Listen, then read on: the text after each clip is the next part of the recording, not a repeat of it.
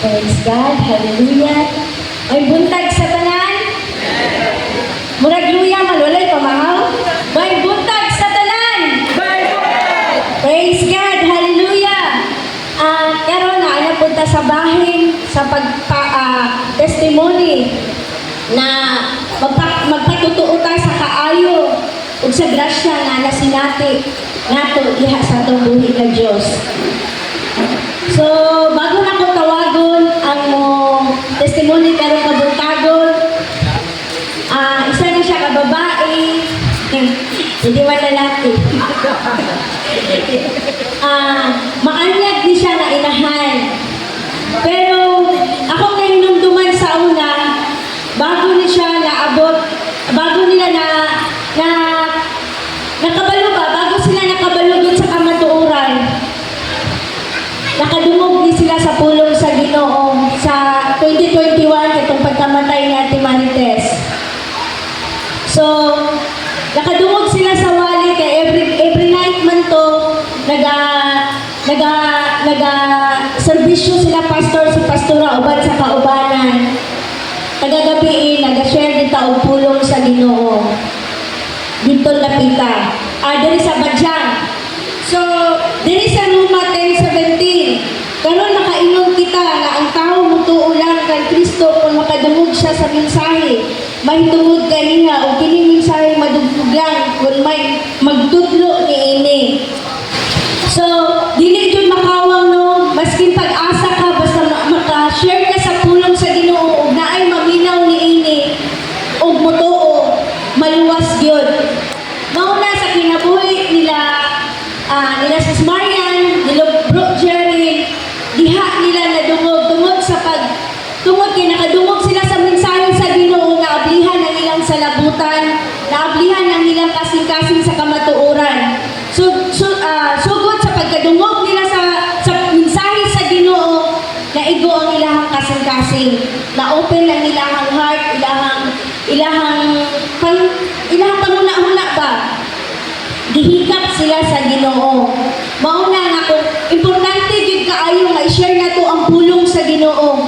Kay ang pulong sa Ginoo makapausab sa usa ka tawo. Ug makahatag dinhi og kaluwasan sa usa ka tawo. Mauna nga katong mga naga-Bible study, naga-apil sa buluhaton sa evangelism, dili gyud na tanan kawangon sa Ginoo kay daghan jud kaayo mga kinabuhi nga nausab tungod sa pagkadungog nila sa pulong sa Ginoo.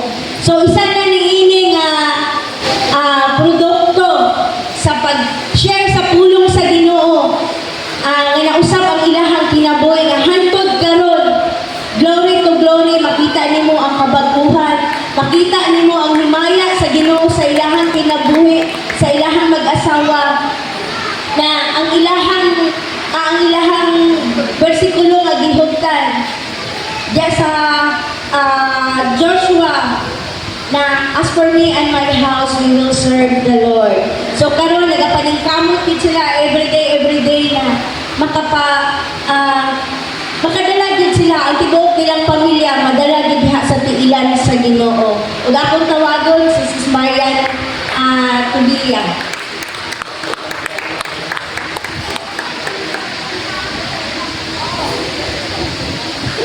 May buntag sa tanan. Ngayon pa si Pastor, andam daw ang kanya. Masayo na si Pastor. Amen. Salamat sa Ginoo sa opportunity na naka-testimony na po karon ko sa kamaayo ang Ginoo sa kinabuhi kay last. Testimony na ko katong sa lubok pata. So glory to God. Thank you Lord. Nagagamit din sila Pastor Patrick, sila Pastor Aisel sa ginamit din sila sa Ginoo. Ngayon silang instrumento nga kami nakabaton na ablihan amo ang paghuna-huna, amo ang mata na natabunan sa una, giablihan sa Ginoo through sa ilang kinabuhi. So pasalamat nino, yes, tinood nga bunga mi sa funeral service nila Pastor Patrick. Si Mama Marites, ang umina, mama nila Bingo, nila Rubili, kami ang ilahang primero kinalasan nga tinugo sa kasal.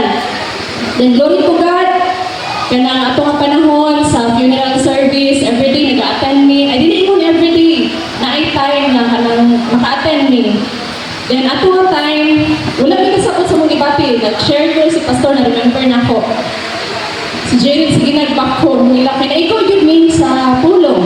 Then after ato, si Bingo, gina-try niya nga makasimba mi, gina-invite mo niya nga makasimba. Then that time niya na si Jerry nga, taon-taon naman taon na simba-simba. Uy, asa man dyan taan So, gitinguha, Lord, tabangin mi Lord, nga na, ihagod niya nga na umuuyon, matinga na makasing-kasing ang muna-muna.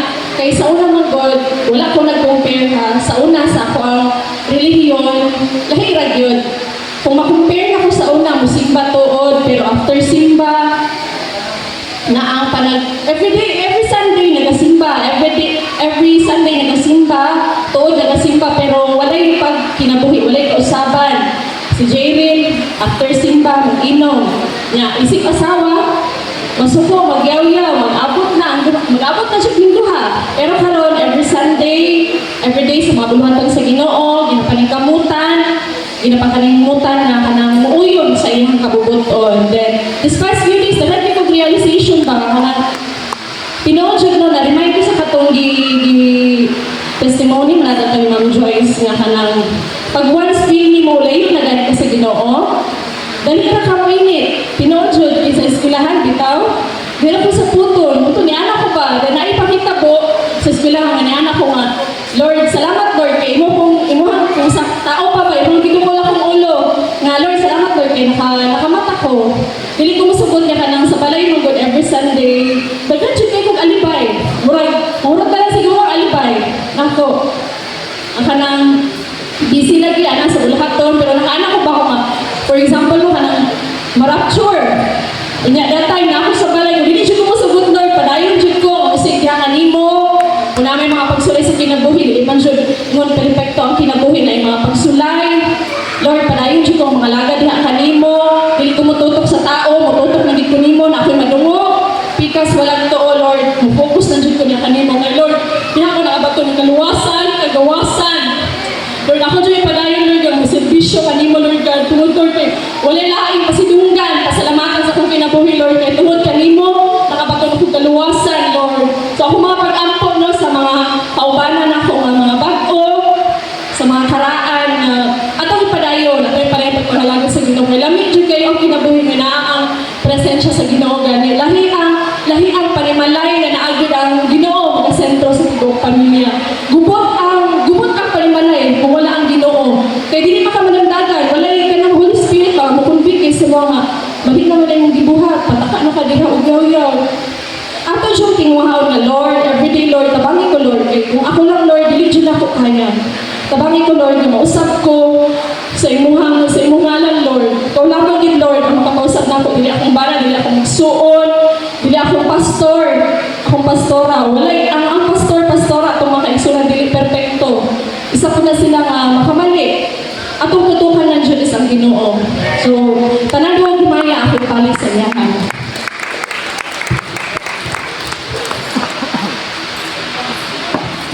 Praise God, malindog ka atong ampuan ato ang testimony sa atong igsuon ug ato pinigsulyuhan.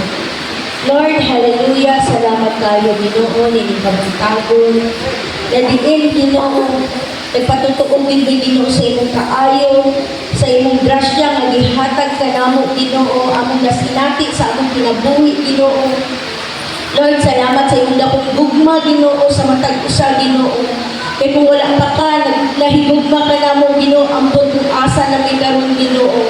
Lord, dili sulagma nga ani ang may karoon din, Ginoo, nagkatapok, Ginoo, nagkahiusa mi din sa mga pagdahil o pag-ampo, diha kanimo, Ginoo.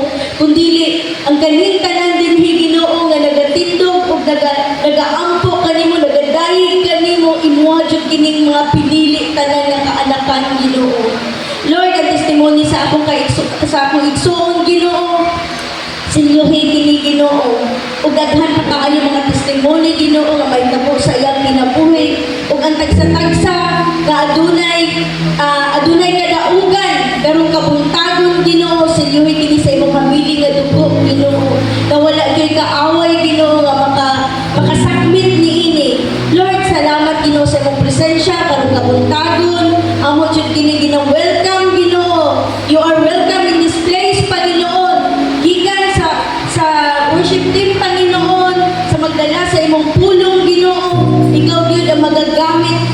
sila Ginoo. Lord, salamat din nga magtagon, initanan, ang mga pasalamatan sa mga pangalan ng Jesu Cristo.